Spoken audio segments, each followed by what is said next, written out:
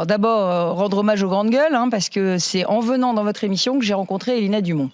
Et elle m'a tellement harponné que je lui ai dit, on va se voir.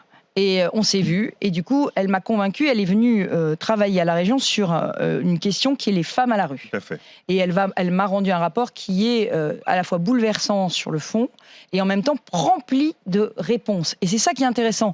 C'est qu'elle m'explique tout les causes qui amènent les femmes à la rue, les addictions, la sortie de l'aide sociale à l'enfance, la sortie de prison, les violences faites aux femmes qui mettent des femmes à la rue, et elle me donne des propositions à faire. Et donc on va agir. Moi, je n'accepte pas qu'on dise que les politiques ne peuvent pas agir. Oui, on peut agir, mais ça suppose de faire des choix.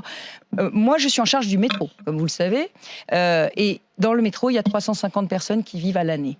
À l'année, dans le métro, et qui n'en sortent pas.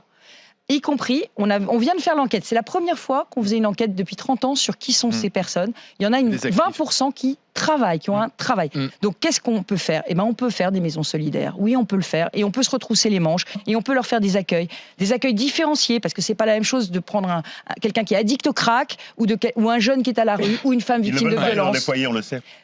Ils ne veulent pas aller dans des... Elles ne veulent pas. Alors, pour les femmes, vous avez totalement raison. C'est ce que Elina me demande. C'est des foyers pour femmes, parce qu'elles ont peur de se faire agresser.